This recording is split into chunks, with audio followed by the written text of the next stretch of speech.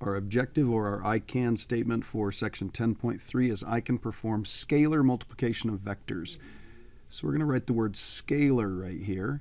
Scalar multiplication of vectors, and you've probably dealt with scale drawings before. So this says on a scale drawing of a house, 1 inch represents 2 feet in real life. So the double quotes, that represents inches, and the single quote, that represents feet. So 1 inch on the drawing is going to represent 2 feet in real life. And it says on the drawing, the living room is 7.5 inches by 10 inches. And it wants to know what are the actual dimensions in real life.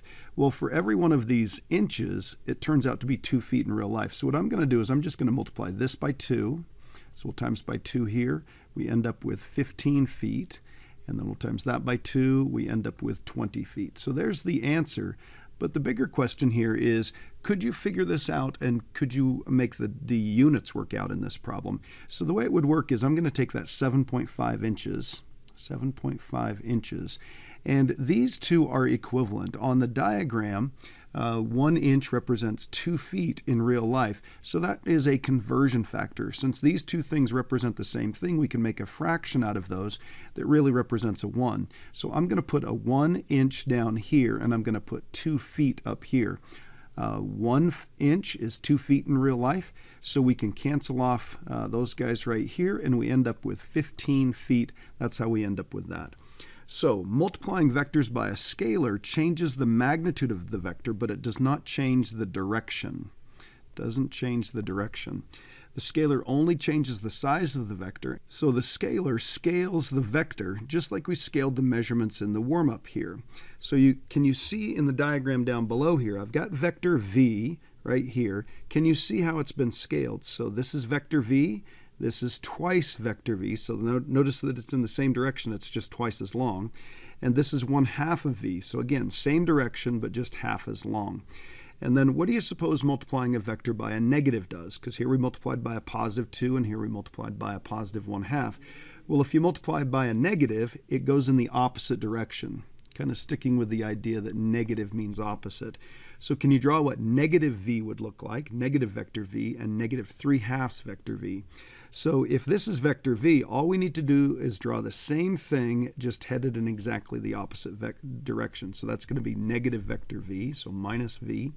And then this one's going to be negative 3/2 v, so that's about 1.5. So I'm going to make this about 1.5 times as long as it used to be.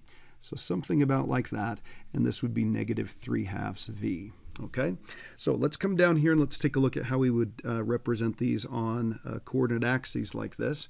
So it says, given the following vectors, graph the resultant after scalar multiplication and label the resultant. So this is vector v right here, and we want to do 3v. So we want to take this and we want to multiply it by 3 in each direction. Well, what that means is we're going to make it 3 times long. So one thing we could do is we could just say, okay, well, this is about that long, so we're going to go to about here and about there. So that means this vector, 3v, is going to go from here to here. So that would be 3v. The other way to think of this is this has got components, of course. So it's got a horizontal component of 3 and a vertical component of 2. So if we were to multiply each one of those, make them 3 times what they were, scale them up, so to speak, we'd have to go 3 times 3, so that would be over 9. So that would be right here. And then we'd have to go 3 times as far as 2, so we'd go up 1, 2, so we'd go up 6. And that's where we'd end up. So that's a drawing of what that looks like. And this is in standard position, so that's not too bad. But let's take a look at this one. We want to make this half w. So if this is w right here, we want to make it 1/2 w. Well, that means we want to make it half as long. So let's just check and see what happens here. Half looks like to me about right there. So if we cut it in half, does that look right? Also keep in mind, we could say, well, this is, the horizontal component would be negative 10. The vertical component would be, let's see, this is from 1 to 9, so that would be 8. So half of the 10 would be 5, and half of the 8 would be 4. So that would mean we'd go back 5 and up 4. That looks pretty good right there. We could use that, but here's the best thing to do with this. Remember, position vectors, standard vectors, have their tail at the origin. So let's make this so this starts right here, and then we would go back 5 and up 4, so it's going to look like that. Now, if we draw this, I'm going to draw that again. We need to make that look a little bit better. Okay, so it looks like this. Now notice that the vector right here that looked like it was half of that original vector w, it's exactly the same direction and the same length as this one. So I'm going to go ahead and write this one as 1/2 w. So again, we labeled that there, right there. And it says the only things that are important about a vector are its magnitude and its direction. So it doesn't matter where it is on the plane, we can move it around wherever we want, and it's probably best to have it so that the tail's at the origin so that that's in standard position. Now, the second you change either the magnitude or the direction, then you've got a different vector. So as long as we stick with what we've got right here, same magnitude, same direction, pointed the same direction, it's still an equal vector, so that would be just fine. So on C, it says -1/3 u. So we need to make this 1/3 as long, and it needs to go in the opposite direction. So 1/3 as long, let's kind of see if we kind of eyeball that. It looks like it would be about right here. And let's double check. So the horizontal component here is about 6. Yep, 1, 2, 3, 4, 5, 6. And then if we go down, this would be -9. So 1/3 of 6 would be 2, and 1/3 of 9 would be -3. So it would be about this long, but we need to have it go in the opposite direction. So instead of going forward 2 and down 3, we're going to go back 2 and up 3. So we're going to make our vector look like this.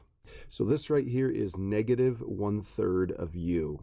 And then let's take a look at 2s. We need to make this twice as long, and it's got to point in the same direction. So I'm just going to draw another copy of this right here. So that's twice as long. So we start here and go all the way to the end. And if I draw this down here so the tail is at the origin, standard position, this would be over 1, 2, 3, 4, 5, 6, and then up 2. So 1, 2, 3, 4, 5, 6, and then up 2. So this is where the end, this is where the end point would be. So I'll draw an arrow, and we've got that vector right there. My gosh, I'm having a hard time today. So there we go. That is vector 2s. Again, you could leave it right here, but probably the best place to put it is so that the initial point, the starting point, is at the origin. Again, you can see that those two are equal. So scalar multiplication in component form is even easier. Okay, it's kind of like distributing the scale factor through the brackets. So we're just going to write the word distributing. It's almost like they're a set of parentheses. Distributing. So if we have vector v, its horizontal component is v1 and its vertical component is v2, and then we're going to take a constant. Okay, again, letters toward the beginning of the alphabet, we usually use those to represent numbers or constants. So I'm just going to write constant right here. So that's going to be a number. All we have to do is we multiply each one of the components. So it's going to be c times v1, and then it's going to be c times v2. So let's take a look at the other side and see how easy that is. So I think you're going to get a sense really quickly of why we like component form so much, because we're going to take each one of these components that are mentioned here and we're going to multiply them by the scalar and perform the operation. So on this one we want to do -3w. So this is going to be -3 and vector w is -2, 8. So literally all we have to do is just multiply each one of those. So -3 times -2, our new horizontal component is 6, and -3 times 8, new vertical component is -24. That's the answer. We're done. That's all there is to it. So when we do 1/2 of v, v is 5, 4. So this is going to be 5/2 for our new horizontal component, and our new vertical component is 2. Done. End of story there. Now on this one we've got a couple of operations. We need to do some scalar multiplication, and then we need to combine these. So this is going to be 1/4 of w. So w is this one right here, -2, 8. And then we're going to subtract 2 times vector v, that's 5, 4. So we get, let's see, this is going to be -2/4, so this is going to be -1/2. And 1/4 of 8, that works out pretty easily, so that's a 2. And then I like distributing the negative through at the same time, so I'm just going to put a plus here, and then this is going to be a horizontal component of -10 and a vertical component of -8. And then we can just combine these component by component. So this is going to be -1/2 and -10. So that's going to be negative, let's see, what do we get there? That'd be -10.5, so that's -21/2. And then this is negative, I better make that look like a bracket. This is 2 minus the 8, so that's going to be -6. So we put that bracket on there, and then we're done with that one. So we'll go ahead and circle that and move on to the next ones. It says find the magnitude of a vector after scalar multiplication. So we'll find the magnitude of v, and that's pretty easy. We just take the horizontal component and we square that. We take the vertical component, we square that. So we get 9 out of this one, we get 16 out of that one. So we end up taking the square root of 25, which is 5. So we've got that one taken care of. And then this one doesn't have those absolute value bars on there, those magnitudes on there. So we just need to find 6v. So that is going to be, let's see, let's times this by 6. So that's going to be negative 18. Let's times that by 6, we get 24. Okay, so all it wanted us to do is just find what that scalar multiplication would be. Then on this one, we're going to multiply each one of these components by negative 3. So this is going to be 9 for the horizontal component, and it's going to be negative 12 for the vertical component. So we got that taken care of. Now, we need to find the magnitude of 6v. So we want to find the magnitude of that vector right there. So we're going to take a square root of, and we're going to do negative 18. We'll square that quantity. We're going to take 24, and we'll square that quantity. So horizontal component squared, vertical component squared. And then I'm going to pull up the calculator for these. So when we plug this in the calculator, again, you may be pretty good at the squares. So I'm going to do parentheses negative 18, and we're going to square that. We get 324, and then 24 squared. Probably not one most people have memorized, so we'll do 24. It's positive, so I definitely don't need the parentheses on that. So this is 576. And then we'll add those together, and we end up with, let's see, 324 plus 576. Could have just hit the plus button on that. 900. So we're going to find the square root of 900 here. So when we do the square root of 900 on that, you may be able to think what the answer is. So we're going to do the square root of 900, and we end up with 30. So the answer on this one is 30, so that's great. One other thing that you could do is if you wanted to, you could type that entire expression right here just in the calculator like this. So we'll do, negative 18, close the parentheses, we'll square that. Then we'll add, put the parentheses there, 24, close the parentheses, square that. Hop outside, make sure that this looks like exactly what we want it to, hit enter, and then the answer is 30, so we're in great shape. So the original vector was 5, and the new vector, 6 times v, is 6 times as big as that. Now the negative 3v, let's see what we end up with there. So I'm going to take the square root of, this is 9 squared plus negative 12 squared, so this is going to be 81. And this is 144. So when we add those together, just double check here, 81 plus 144, 225. So we find the square root of 225. Now that may be one that you've got memorized, but let's just double check. So the square root of 225, and hit enter. So we end up with 15.